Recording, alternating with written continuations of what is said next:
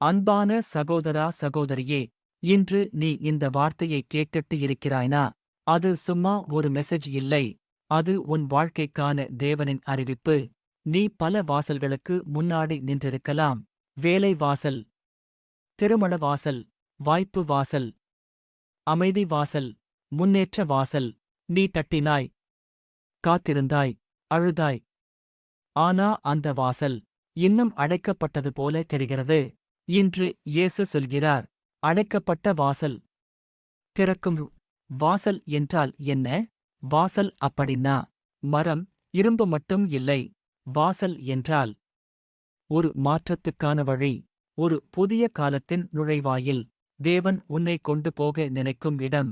நீ அந்த வாசலை அடையத்தான் இவ்வளவு நாள் பயணம் செய்திருக்கிறாய். ஏன் வாசல் அடைக்கப்பட்ட மாதிரி தோணுது? நீ கேட்கலாம், தேவன் என்னை மறந்தாரா? இல்லை. 3 காரணங்கள் இருக்கலாம். 1 நேரம் வரல. 2 நீ தயாராகணும். 3 அதை திறக்க வேண்டியவர் இன்னும் நடக்கிற வழியிலிருக்கிறார். அடைப்பு மறுப்பு இல்லை. அடைப்பு தயாரிப்பு. வேதாகமம் என்ன சொல்கிறது? வெளிப்படுத்தின விசேஷம் 3:8. நான் உன் முன்னே எவராலும் மூட முடியாத ஒரு திறந்த வாசலை வைத்திருக்கிறேன். கவனிங்க. வாசல் நீ திறக்கல, இயேசு திறக்கிறார். இயேசு வாசல்களை திறப்பவர். இயேசு சொன்னார், யோவான் 10:9, நானே வாசல். வாசலை திறக்க வாசலே மனிதனாக வந்தார். அதனாலதான் மனிதனால் முடியாத இடத்தில் தேவனின் கை வேலை செய்யும். இரவின் வாசல். சில வாசல்கள் இருளில்தான் திறக்கும். நீ இரவு போல வாழ்ந்த காலங்கள், யாரும் புரியாத தனிமை, பதில் இல்லாத ஜெபம், முடிவில்லாத காத்திருப்பு. ஆனா வேதாகமம் சொல்கிறது, சங்கீதம் 30:5, மாலையில் அழுகை தங்கும், காலையில் களிப்பு வரும். இரவு பர்மனென்ட் இல்லை. வாசல் காலை நேரத்தில் திறக்கும். வாசலே தடுக்கிற விஷயங்கள். சில நேரம் வாசல் வெளியில் இருந்து அடைக்கப்படல, உள்ளே இருந்து பூட்டப்பட்டிருக்கும். பயம், பழைய தோல்வியின் நினைவு, எனக்கு ஆகாது நம்பிக்கை, மற்றவர்கள் சொன்ன நெகட்டிவ் வார்த்தைகள். இயேசு இன்று சொல்கிறார், நீ உள்ளே பூட்டியதை நான் திறக்க வந்திருக்கேன். இந்த வார்த்தை உனக்கு ஏன்? நீ கேட்கலாம், இந்த மெசேஜ் எனக்குத்தானா? ஆமாம். இந்த நேரத்தில் இந்த வார்த்தை உன் காதில் விழுந்ததே ஒரு சைன். தேவன் சொல்கிறார், நீ நின்று கொண்டிருக்கும் வாசல் இனி நீண்ட நாள் மூடப்பட்டிருக்காது. இந்த வார்த்தையை கேட்கிற ஒவ்வொரு வாழ்க்கையிலும் அடைக்கப்பட்ட வாசல்களை நீர் காண்கிறீர். மனசில், வாழ்க்கையில், எதிர்காலத்தில் மூடப்பட்டிருக்கும் எல்லா வாசல்களுக்கும் நீர்தான் ஆண்டவர். இன்று இந்த வார்த்தை நம்பிக்கையாக மாறட்டும். வாசல் இன்னும் திறக்கலன்னு தேவன் இல்லன்னு அர்த்தம் இல்லை. அடைக்கப்பட்ட வாசல் திறக்கும் நேரத்துக்கு நீ நெருக்கமாக இருக்கிறாய். வாசல் ஏன் தாமதமாக திறக்கிறது? அன்பான சகோதரா சகோதரியே, நாம பார்த்தோம், அடைப்பு மறுப்பு இல்லை. இயேசுதான் வாசல், அவரே திறப்பவர். இப்போ மனசுக்குள்ள ஒரு கேள்வி வரும், அப்படியென்றால் ஏன் இவ்வளவு காலமா தாமதம்? இந்த கேள்வி பெரிய விசுவாசிகளுக்கும் வந்த கேள்விதான். தேவனுடைய தாமதம் தேவனுடைய திட்டம். நீ நினைக்கிற நேரம் உன் நேரம். தேவன் வேலை செய்யுற நேரம் அவருடைய நேரம். பிரசங்கி 3:11. அவர் சகலத்தையும் தக்க காலத்தில் அழகாகச் செய்திருக்கிறார். தாமதம் அழகு கெடுக்கல, தாமதம் அழகை உருவாக்குது. காரணம் 1, வாசலுக்குள் போகும் முன் நீ தயாராகணும். சில வாசல்கள் திறந்தா அதுக்குள்ள போகும் மனிதன் ஆயிருக்கணும். தேவன் கேட்கிறார், நான் தரப்போற ஆசீர்வாதத்தை நீ தாங்க முடியுமா? பெரிய வாய்ப்பு, பெரிய பொறுப்பு, பெரிய சாட்சியம். அதுக்காக தேவன் உன்னை உள்ளுக்குள்ள ஷேப் பண்ணுறார். தாமத காலம் பயிற்சி காலம். தாவீது ராஜா அபிஷேகம் பெற்றான், ஆனா உடனே ராஜா ஆகல. காடு, ஒளிவு, அழுகை. அப்புறம்தான் அரசாட்சி. அபிஷேகம் உடனடி, பதவி தாமதம். ஆனால் பிரிப்பரேஷன் பர்ஃபெக்ட். காரணம் 2, உன் விசுவாசம் வளரணும். வாசல் உடனே திறந்தா நீ தேவனை அவ்வளவு தேடமாட்ட. ஆனா தாமதம் வந்தா ஜெபம் ஆழம் ஆகும். கண்ணீர் உண்மை ஆகும். நம்பிக்கை வேரூன்றி வளரும். யாக்கோபு 1:3. உங்கள் விசுவாசத்தின் சோதனை பொறுமையை உண்டாக்குகிறது. காரணம் 3. தவறான விஷயம் முதல்ல வெளியே போகணும். சில நேரம் வாசல் திறக்காம இருக்க காரணம் உள்ளே இருக்கிற தவறான மனிதர்கள், பழக்கங்கள். தேவன் சொல்கிறார், புதிய வாசலுக்குள் பழைய சுமையோடு உன்னை நான் அனுப்ப மாட்டேன். பழைய பாவம், பழைய பயம், பழைய உறவு, பழைய காயம், இதெல்லாம் விடுதலை ஆன புறம் வாசல்தானா திறக்கும். காரணம் 4. நீ தனியா இல்ல, மற்றவர்களும் தயாராகணும். உன் வாசல் உன்னோட மட்டும் கனெக்ட் ஆகல. உன் ஃபியூச்சர் ஸ்பவுஸ், உன் பிசினஸ் பார்ட்னர், உன் மினிஸ்ட்ரி ஹெல்ப்பர், உன் ப்ரொமோஷன் சிக்னர், எல்லாரும் அதே நேரத்துக்கு அலைன் ஆகணும். அதனாலதான் தேவன் வெயிட் பண்ணுறார். நான் சோர்ந்துட்டேன்னு தோணுதா? இப்போ நீ சொல்றாய்னா எனக்கு இனி சக்தி இல்ல. அதே இடத்துலதான் தேவன் வேலை தொடங்குறார். 2 கொரிந்தியர் 12:9. நீ பலவீனமான நேரத்தில் என் கிருபை நிறைவு பெறும். உன் முடிவு தேவனுடைய ஆரம்பம். இப்போ நீ என்ன செய்யணும்? வாசல் திறக்காம இருக்கும்போது முரண்டு பிடிக்காதே. தப்பான ஷார்ட்கட் எடுக்காதே. தேவனை குறை சொல்லாதே. காத்திரு. ஜெபிக்க நம்பிக்கையை கைவிடாதே. காத்திருப்பது வீண் இல்லை. நான் காத்திருக்க சோர்ந்திருக்கிறேன். ஆனா இன்று புரிந்து கொண்டேன்.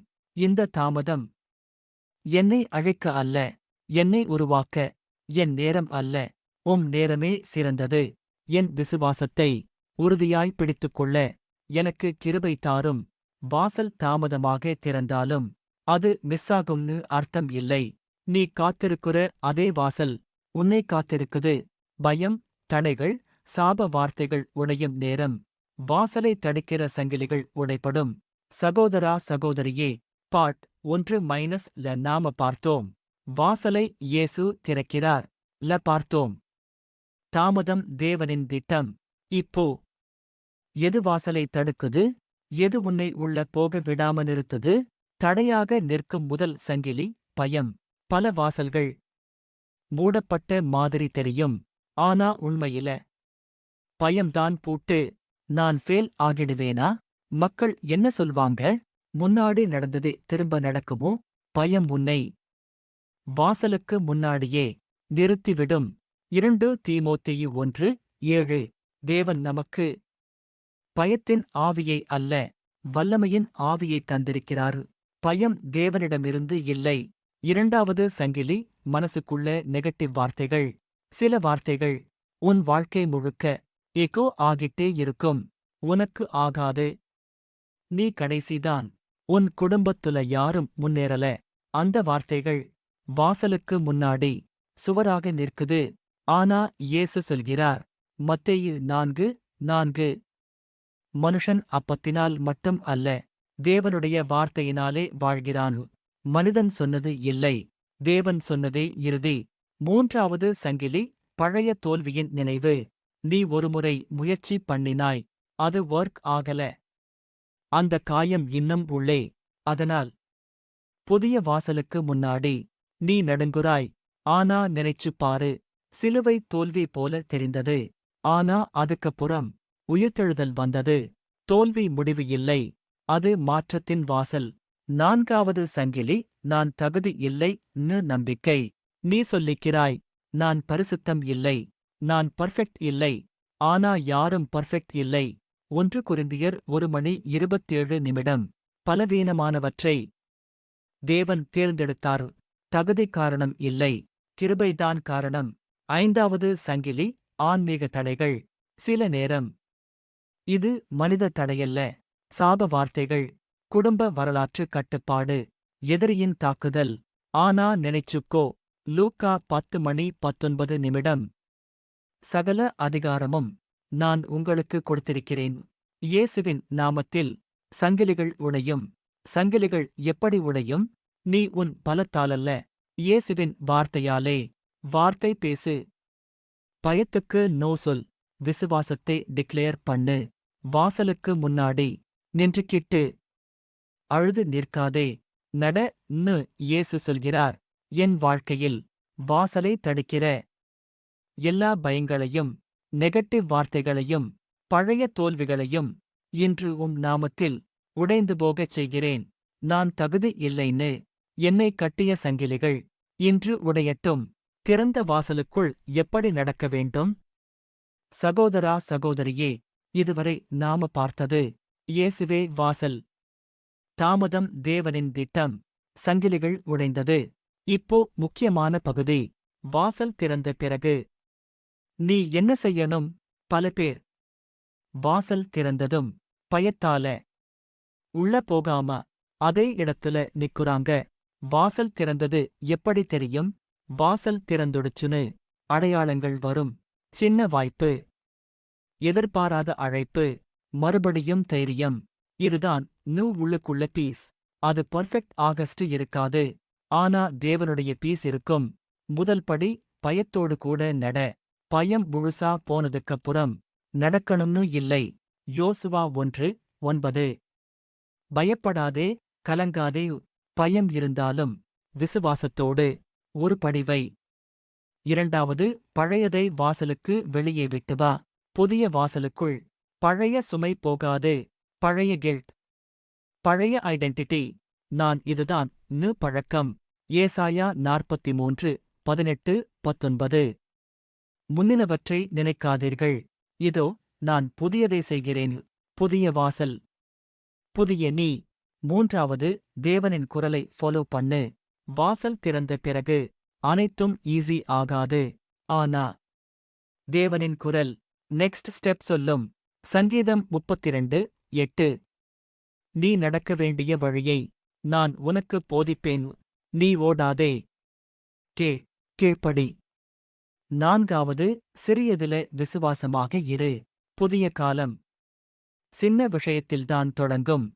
சின்ன ரெஸ்பான்சிபிலிட்டி, சின்ன பிளாட்ஃபார்ம், சின்ன ஆப்பர்ச்சுனிட்டி. லூக்கா பிற்பகல் 4:10. சிறியதில விசுவாசமுள்ளன், பெரியதிலும் விசுவாசமுள்ளன். சிறியதை அலட்சியப்படுத்தாதே. ஐந்தாவது, எதிர்ப்பு வந்தா பயப்படாதே. வாசல் திறந்ததும் எதிர்ப்பு வரலாம். அது சைன்தான் நீ சரியான வழியில இருக்கிறன்னு. நெகேமியா 4:14. பயப்படாதீர்கள், கர்த்தர் பெரியவர். திறந்த வாசலின் வாக்குத்தத்தம். 1 கொரிந்தியர் 16:9. எனக்கு ஒரு பெரிய திறந்த வாசல் இருக்கிறது. பெரிய வாசல், பெரிய சாட்சியம், பெரிய மாற்றம். இறுதி ஜெபம். கர்த்தராகிய இயேசுவே, நீர் திறந்த வாசலுக்குள் நான் இன்று பயத்தோடும் விசுவாசத்தோடும் ஒரு படி வைக்கிறேன். பழையதை பின்னால் விட்டு புதியதை அணைக்கிறேன். என் வாழ்க்கை ஒரு சாட்சியாக மாறட்டும்.